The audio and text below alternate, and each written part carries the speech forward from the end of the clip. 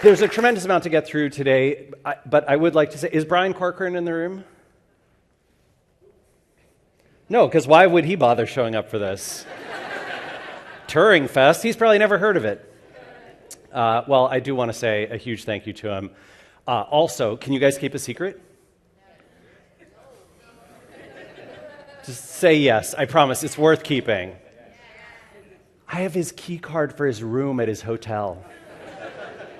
I was going to thank him and then be like, in exchange for inviting me to Turing Fest, I saw you drop this. I picked it up. Anyway, if you know his room number, let me know, and we can prank him real good tonight. I think that would be just lovely. What I'd really like to do is he's supposed to take me out to dinner, and then I was going to walk back with him to his hotel room, and then I was going to open. Anyway, all right. It's going to be a whole thing. Also, I would like to remind you that you are in Scotland, because the last few times I spoke at Turing, not 2020, was the virtual event, right? But in the previous years, one of the things I loved the most about speaking here is that people would yell out curse words occasionally while I was on stage, and some curse words that we don't have in America or that we're not allowed to use in America. And I found this quite great. For example, Google was called the C word several times in my 2018 presentation.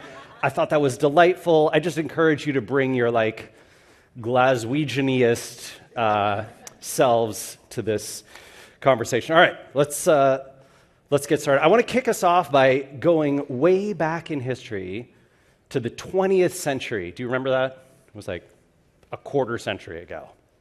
That is deeply disturbing for some of you. So there's this billboard in San Francisco. They are actually just about to tear it down, but it has been up for close to 90 years. Coke put up this billboard in 1937 to sell more Coca-Cola. How did they determine whether this billboard in San Francisco sold more Coca-Cola? Do you think were they able to track? We put up this billboard and then we watched, and Steve from Miami Beach, he saw that billboard. He walked himself right down to the corner store and bought a Coke. No, there's no way, right? There was no attribution at all. What they did was pretty smart, was quite clever. They put up a billboard like this in San Francisco and no billboard across the Bay Bridge in Oakland, California. Similar to Edinburgh and Leith or something, right? So there's two cities. Leith is smaller. Okay, I get it. Yes. Oakland is also smaller than San Francisco, but not that much smaller. And then they would measure same-store sales, right? So they'd look and they would say, okay, in San Francisco, after we put up this billboard, sales went up 1.5%, same-store sales year over year, accounting for the general growth trend of Coca-Cola and seasonality and everything else that we're doing. And in Oakland, they did not go up 1.5%. So we think that this billboard probably provided 1.5% lift in the geographic area where people saw it. Fine, great. I think that's pretty clever. Did they waste a lot of marketing? Yeah, they probably wasted some. Did they get a lot of benefit that they didn't even know about? Like people who did not buy from the same store because they were just visiting San Francisco? Yeah, they probably got some lift from that too. Then, the start of my career in digital marketing, which is post-internet, right? Internet comes out while I'm in high school, and along comes digital marketing. And what did we do? I stood on this very stage, and I told people the beautiful thing about digital marketing is that you can attribute every sale. You get to know. You don't have to wonder whether that billboard that you put up gave you same-store sales lift. You can track every single Kevin, John, Steve, Mary. You can follow them and their whole customer journey, and you can see it in your analytics, and you can build a model to track it all. No more wasted no more wasted advertising spend, no more wasted marketing spend. Here's this asshole. This is, I believe that's 2011 me. And buying billboards, that's throwing away your money. Why would you do that? Only an idiot would do that. why don't I believe this anymore? How did this go entirely sideways on us? Well, it would take a long time to explain all of these things, and there are people at this conference who have given entire presentations on these topics, like the death of third-party cookies, and how they are completely going to remove a bunch of the attribution, the lack of first-party cookie effectiveness, which is happening all over as well, the manually blocking, tracking of all kinds, right? There's tons of people who either use a browser that does this automatically, Safari being one of the more notable ones, but Brave and Opera and other ones too. Firefox, of course. Only Google Chrome is like, yeah, track whatever you want, baby. I wonder why. Is there an incentive? Who knows? This is where some Scottish person would use the word that we don't say in America, unless you're a woman reclaiming it, and then that's cool. And ad blockers, all the ad blockers that you might have installed, which ad blocking, my understanding is in Europe, it is now over 35% of people install an ad blocker either on their mobile device or on their desktop. And in the US, it's around 25%. And they block all the analytics tracking that we do as well. Not only that, even if there's no blocking, these multi-device journeys mean that people will claim, right? A whole bunch of technology providers will claim, hey, baby, we got you. No, we can connect them up. You know how we do it? We fancy math, AI, cryptocurrency. No cryptocurrency, but some of them use blockchain, or they claim to, right? And some of that stuff is legal in the US. For example, how many of you are in America or have visited the United States? Okay, so creepy things happen to you when you're in the United States. Lots of creepy things. But one of the creepy things that happens to you digitally is that you will visit a website. This is relatively new, like in the last couple of years. You'll visit a website. You go to, Nike.com. You do not give them your email address. You browse around, you leave, and then you check your email. And you see that Nike has emailed you. And you're like, God, I must have forgotten that I gave them my email address. Nope, you didn't forget. It is because in the United States, it is legal to use browser fingerprinting to identify you and then connect you with your email that was sold with the browser fingerprint to a third party that can then resell it to other commerce companies and websites. The most famous of these is called retention.com. Their founder and CEO is worshipped on LinkedIn like a god. This is what we do in the United States. Anyone who makes lots of money, worshipped like a god. I don't think it'll cause any long-term problems. It's probably going to be fine. Our nation is stronger than ever. All right, so all these things combine, and now we can no longer see every visit that every person makes to any given platform before they buy from us. Which is frustrating, but the pitch is you can still see enough from the visits that people make, right? When they click on your ads, to be able to see that. And you can see the ad view through. So even if you can't see like, oh, they consumed our content on Facebook, they saw us on Instagram, they saw us on YouTube, they saw us on Reddit, they saw us on TikTok, maybe they consumed some third-party content, maybe they heard about us word of mouth. Like, we can't track any of that. But at least on the advertising side, we can see like the click-throughs, right? We can see if they searched for us and then clicked in Google. Well, can you?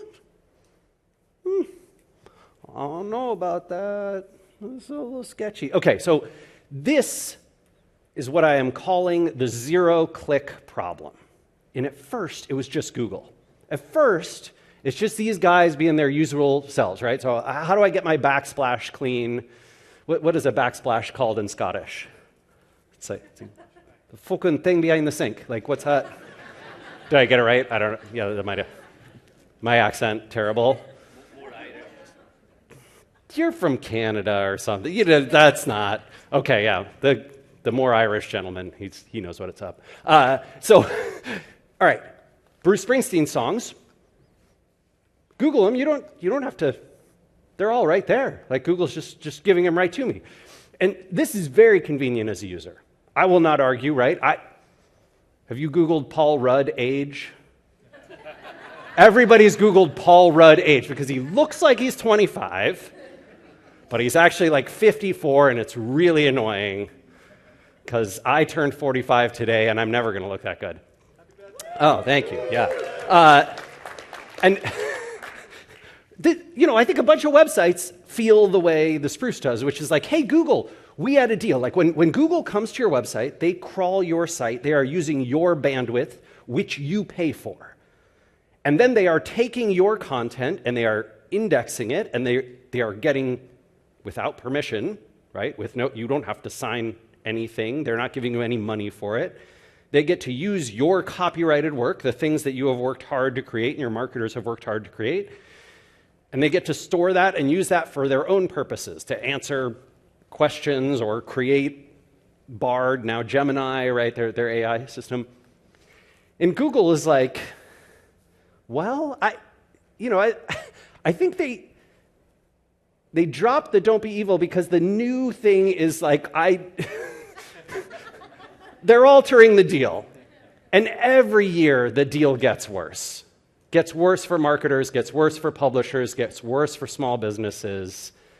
I think a lot of their behavior is borderline criminal, but because they're a powerful monopoly and because the United States, we have this thing where you can give money directly to politicians and then say, do the thing that I want. I believe you would call it legalized bribery here. And in our country, this is very popular. And so recently I did a study, probably many of you saw it. It got a lot of press and attention and traffic, which is something that's hard to come by these days. But we looked at European and American searchers using our clickstream panel of data, which comes from Datos, a big clickstream data provider. And so after a Google search happens, 40.3% of searches result in a click on something. That something can be one of three things. It can be on organic results, which the field that I used to be in with my previous company, with Moz. It can be on YouTube or Maps or Google News or Google Hotels or Google Flights or Google Finance or Google We Own Everything or Google Why Would You Even Try to Compete with Us? You are nothing. Or it can be 1.4% on a paid ad, right? So paid ad. This is a combination of desktop and mobile, so I'm blending the two here. But in 60% of cases, almost 60% of cases, it is nothing or another search, right? So lots and lots of zero-click searches. Almost 2/3 of searches are zero-click searches. And those, maybe they add some value, but essentially the number here, right, because just FYI, when it's a click, on average, for every search that has a click, there are 1.23 clicks. So the math basically gives you, for every 1,000 searches that happen in the EU, 374 result in a click to a non-Google-owned property, which is something. It's not great, but it's something. Even worse, that is almost 75% of all traffic, all referral traffic on the internet comes from Google. So you might look at this and go, those shitbags, they're taking all our traffic. They're also the only ones sending it. Very close to it. So, look, clicks here are declining, right? And they're dominated by a few big brands. Searchers who are happy with all these, Google answer results, that keeps rising. Unbelievable. Unbelievable. You know what Google's doing now when you search for this? You don't even have to search. Have you seen this in your mobile device? What is that, -1 clicks? You know what? It was too much to have a zero-click search. Let's just answer it before they start typing. The thing is, we all get used to it, right? So we're like, I never need to leave Google. Yeah, negative click, I don't know. When the AI overviews eventually get better and roll back out, it's not going to get, this problem is going to get worse. So I compared zero-click in the EU versus the US. It's actually really similar. For those of you who are like, wait a minute, didn't the EU enact all these laws that, but I know I'm using the EU. We technically did not measure the UK, but you can make a reasonable assumption that UK is somewhere in between EU and US, and the difference is negligible anyway. But this is not, it's not just a Google problem, right? This expanded to the rise of zero-click everything, everywhere, all the time. No clicks for anyone. Why would you click? Clicking is dumb. Instagram, no links allowed, links in bio, right? That's the only place. TikTok, no links allowed, link in bio. Except last year, they tested a no links even in your bio, right? They just like automatically removed them. Twitter is a link at your own peril platform. So what you might imagine from the first 10 minutes of my talk that I have a low opinion of Elon Musk. You would be quite correct. Actually, you would be wrong. My opinion is much lower than that. But Twitter, one of the few good things that I think Elon did was when he bought Twitter, he promised he was going to open source the algorithm. I'll make the algorithm visible to everyone. Anyone can see what's really going on behind the scenes. You know what you can see behind the scenes? Okay, two things. One thing is if you put a link in your tweet, Twitter's platform automatically reduces it, right? Reduces the reach considerably. You want your tweet to do well? Don't put that link in there. Like it's going to underperform. The other thing that I think is quite interesting is a reply to a tweet is worth 27 likes in terms of amplifying the visibility. So instead of asking your friends to like your tweets, just reply, maybe ask them to reply. Threads is a link at your own peril platform. I think they have a very, very similar algorithm to Twitter. LinkedIn, same story. I'm sure you've all seen link in the comments. That's not because marketers are dumb. It's because they're smart. They know what they're doing. You try getting a link in here. So I've done this test a bunch of times. It's about 10x the reach. So if I put a link in my LinkedIn post, it will do 1/10 as well as if I include no link in the post, right? Because LinkedIn wants you to stay on LinkedIn. Reddit wants you to stay on Reddit. Twitter wants you to stay on Twitter. Facebook wants you to stay on Facebook. Don't go to other websites. That is not good for their bottom line and growth. And since the internet has sort of reached growth capacity, right? There's no new users for them to acquire. They got to get the growth from somewhere, so they're getting it from existing users. So we did a big study. Amanda, my VP of marketing at SparkToro, and I did this big study looking at which platforms prioritize native content, zero-click content. It is almost everyone, right? Some of them exclusively. And then, if you would like worse news, I have it for you. Did I mention the first half of the presentation would be extremely depressing? This is the Scottish weather of marketing presentations. How do you live here? I live in Seattle, Washington. I have visited Edinburgh 4 times. I have seen the sun twice for like an hour and a half. So dark social, you familiar with dark social? This is essentially the principle by which traffic that is sent through social networks on those clicks is passed with no referral string, meaning when you look at your analytics and you're like, oh, TikTok sent me some traffic. Nope, you'll never see a single visit from TikTok. Not one. Because they exclude the referral string, unless you're paying them, right? Obviously, if you pay TikTok, then they will send you the refer string. So we looked and we were like, gosh, 76% of our visitors come from direct. This is on SparkToro's website. I'm using my own analytics here. Is it possible that people are really typing in or bookmarking those URLs? Look at those URLs. Do you realize what you'd have to do? You typed in /blog/MAYBE- no way. I don't believe it. Can't possibly be true. What's happening? So we ran this experiment where we asked a big room full of people like you all over the world to essentially go click on URLs that we added into social profiles and social posts that we made sure were private and nobody else could see them. And then we measured all the people who clicked on those by recording the clicks themselves from their devices. And then we looked at the traffic that was reported by analytics, and you can see that for some reason, LinkedIn hides 14% of visiting referrals. Who knows why that is? I don't know. Instagram is 30%, Facebook Messenger 75%, Slack's 100% hidden.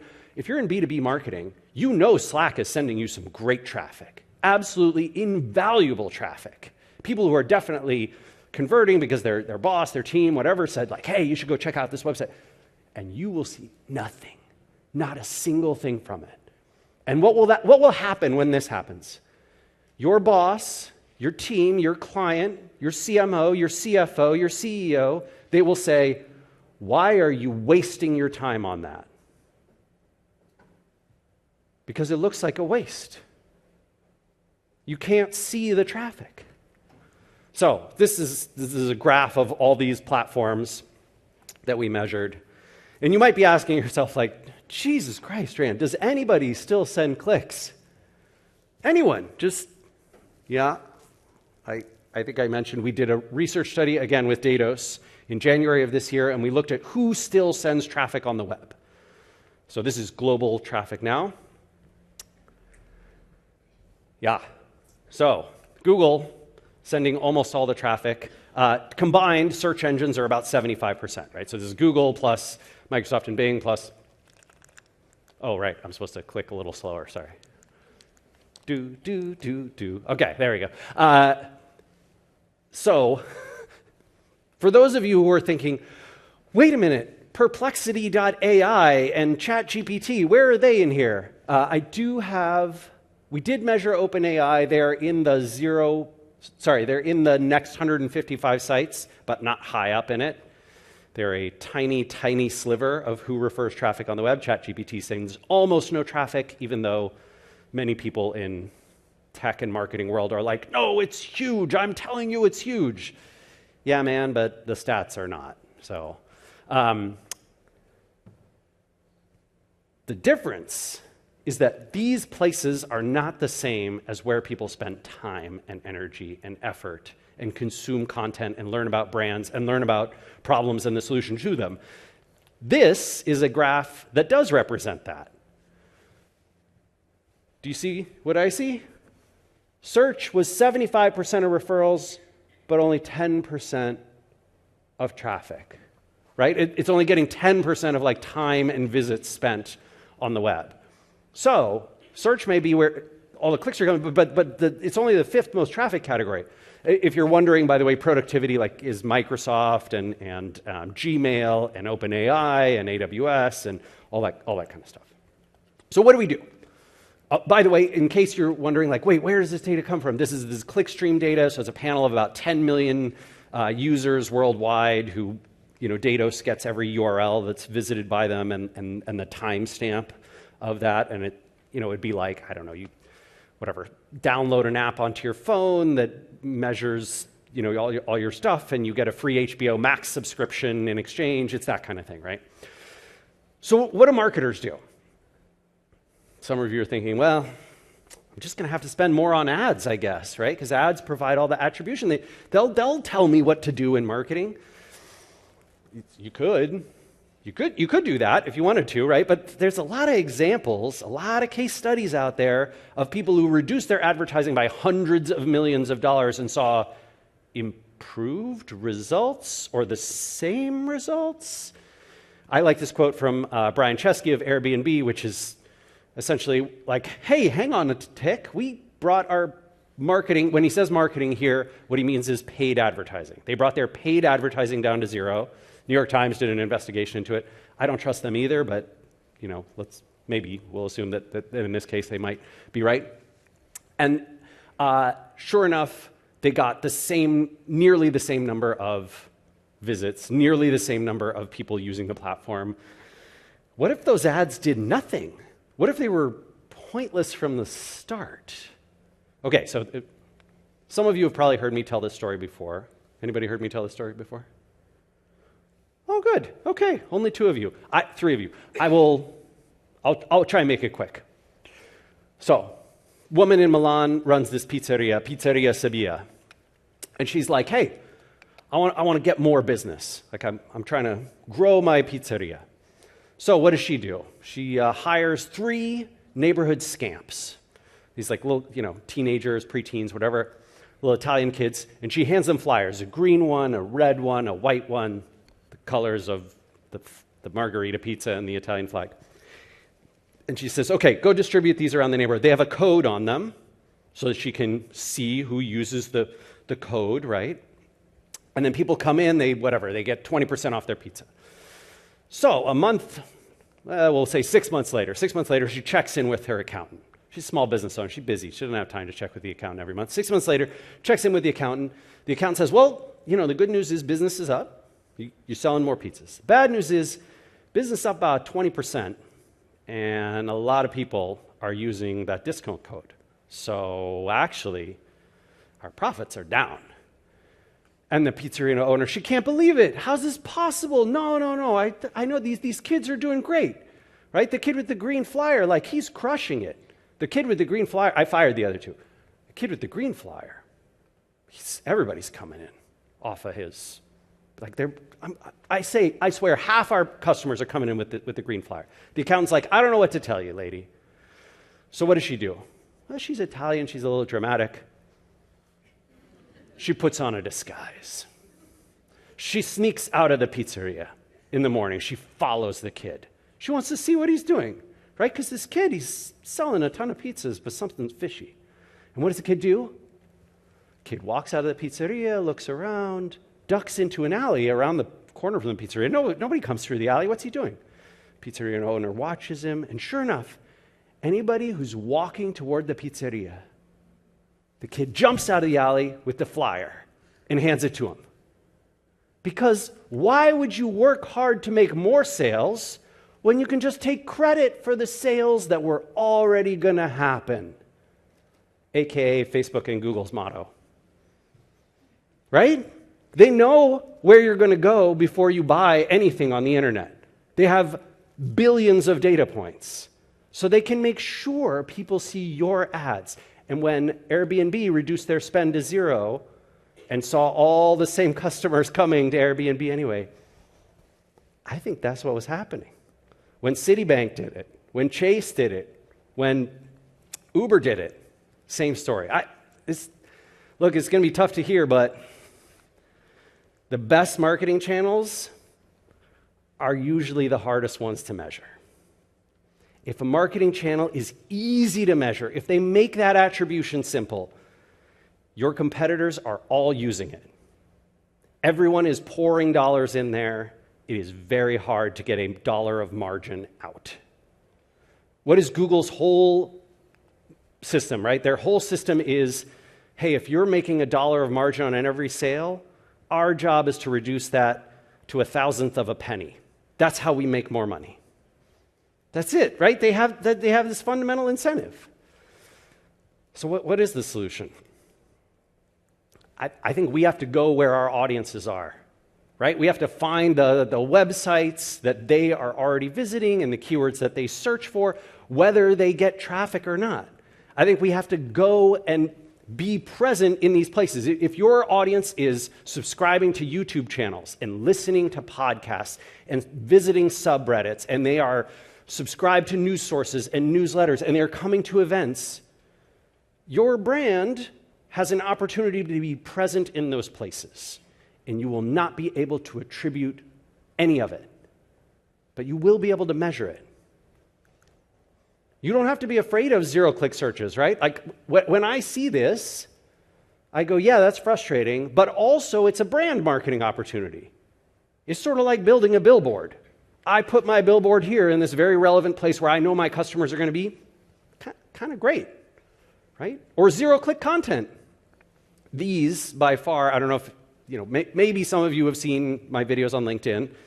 They are ludicrously effective. I don't know how much it would cost to get 100,000 or 250,000 people to watch a 4 or 5 minute video, but that's what happens almost every week. Like it's kind of beautiful for marketing, right? Obviously, the video has to be relatively engaging, it has to be useful, it's got to be interesting. Most of it is comment-driven, right? So the video obviously are designed to solicit and elicit comment responses. But zero-click means a lot more reach. And zero-click content is how we built, and I built, right, our following. It's for that growth of brand and subscribers and connections and people who pay attention to us. And essentially, it's building algorithmic capital that can then be spent later on a link, which I do occasionally use links, and I will spend that, right? Amanda does the same thing. She has applied it everywhere. Like, Amanda is the one, by the way, Amanda's the one who came up with the term zero-click content and zero-click marketing. This is her wisdom that I am sharing with you, or at least her naming convention wisdom. And she doesn't just do it in social, she does it with email as well. Because I'm sure you experience this. When you get an email newsletter, you want to consume it in your email. You don't want to have to click to all these places to get the value from it. So look, you're going to have this hard conversation at some point with the people that you work with your marketing team, with your boss, your client, if you're an agency, with your client. And that conversation has to go, marketing has changed. Digital marketing has changed. The attribution that we thought we could have 10 years ago, the models that we thought we could build, I don't care how fancy the machine learning is, the AI is, that's over. That time has passed. And we're now living in this new world. The highest ROI channels are almost certainly the serendipitous ones that are very hard to attribute, but not impossible to measure, right? And so the way we think of this is essentially with this flywheel mentality, right? A flywheel's, the idea is you get it spinning, which is quite difficult, right? But then once you do get a flywheel spinning, a marketing flywheel spinning, it scales with momentum, right? With decreasing friction. So every time you do that marketing activity over and over again, it gets easier. Or it's just as hard to turn every time, but the results get better every time, right? Either one of those, that's how you build that up. And so what we do a lot of is finding sources that reach our audience. Events, newsletters, websites, podcasts, YouTube channels, subreddits, social networks, whatever it is. And then we try and provide value that creates engagement, right? That earns their attention and awareness and trust, hopefully trust too. And then we try and blow them away, right? Like we try and make that so, oh man, I really want to listen to what Amanda has to say. When she posts something, when she writes an email, when she puts up a blog post, like I want to see it. I care about it. It is consistently useful to me. And then we nudge them to our site, right? So we might mention SparkToro, and many people, because SparkToro is a free product, right? Like it's freemium, right? So people come to our site about, I think Casey told me the last stats, I think it's around 250 people sign up for SparkToro every week. It's pretty great, kind of great. We spend nothing on advertising, and we also spend no time trying to figure out where those 250 people came from. Not at all. You know the only thing we care about? Doing more of this in the places where our audience pays attention and getting that number up. We do what Coca-Cola did. We look for lift, and we turn their audience into our audience, right? Because when you sign up for SparkToro, you get a little option that says, hey, do you want to subscribe to the newsletter? Do you want to get updates? Almost everyone says yes. It's good news, right? It's a lot of people.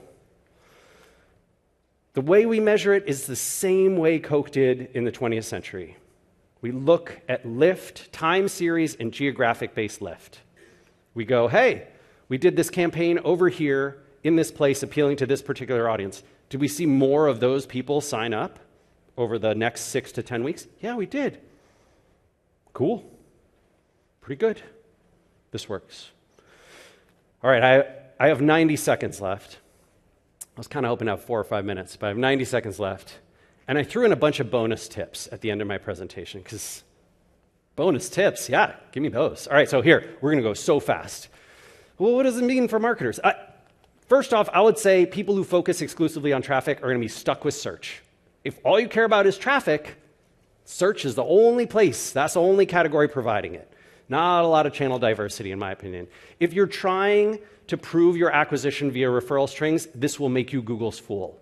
Why? Because if you today hear me talking about SparkToro and you're like, ooh, I want to check out SparkToro, like maybe you don't know what we do, or you're like, I want to get a free account or whatever, you will go to Google, you will search for SparkToro, and then what will happen? In an attribution model, Google gets the credit. I don't get any credit for talking about SparkToro on stage. Turing Fest gets no credit. Google gets all the credit. So you better know what percent is branded search. Google doesn't, in my opinion, no search for a brand deserves to be attributed to Google.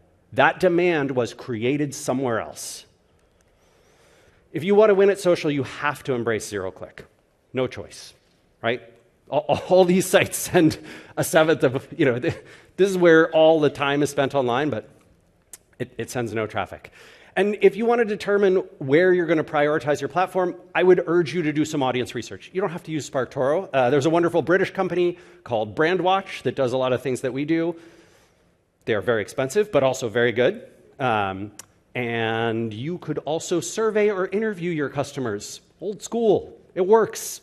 They will tell you what they read and watch and listen to and subscribe to. This is my opinion. I know we talked about this on our panel, and Emma's here, and I thought that panel was excellent, by the way. Not because I was on it, but because it was just really well done. And the minimum bar for content over the years has changed. I think it is today, in 2024, better than ChatGPT. Like, that is the bar for content. If you want to know what should be created, everything that you should create should be better than ChatGPT, and you should encourage your competitors to use AI to make all their content. AI has some advantages, right? Like quantity and speed and cost and spelling. Super good at spelling. Holy shit. They can spell like the Dickens. My God. But if you want humor, have you ever tried to get ChatGPT to write a joke? Oh my God. It's, what do the kids say? It's cringe. It is horrifying. It just makes me deeply great. Comedians are going to be the last people put out of business by AI. You know how they're always like, oh, these are the first people put out by AI. Yeah, comedian, last on the list. Nobody's going to touch them. Threads is about, I think they're going to crush Twitter. So Twitter, their data leaked today, I think, and they grew 1.5% in the last 20 months. They grew, which is impressive. Good work, Elon. But that is the slowest growth rate they've experienced in their history. Threads is now at 175 million users to Twitter's 251. My prediction was that they were going to pass Twitter in 2026. It looks like they might pass them next year, which is pretty nuts. But it's unfair because they put Threads right in your Instagram feed. So you got your 1.5 billion Instagram users. I am getting crazy engagement on Threads. Like basically same metrics, same number of whatever clicks and engagement and views and impressions with 1/100th the following count. That's not good for Twitter. Can't be good. Barnacle SEO is coming back. I'm actually not going to talk about this one because I want to get to the very end. But there's one channel, only one channel where engagement has not fallen off a cliff. Do you want to guess what it is? Podcast? No, it's not podcast. Sorry. LinkedIn? No. LinkedIn, engagement per follower. Email. Look at this, baby. Look at that. Here is data going back to 2005. This is open rates and click-through rates for email. Every year, somebody reports on it, and I looked through all the years, and it has stayed remarkably consistent. Even this bump here, that is mostly how major email providers like Gmail or iOS handle email. That is not actually big changes. Email has stayed consistent forever. Incredible. Totally incredible. I would urge you to build your email list. All right. Thank you very much. Appreciate you having me again, Turing.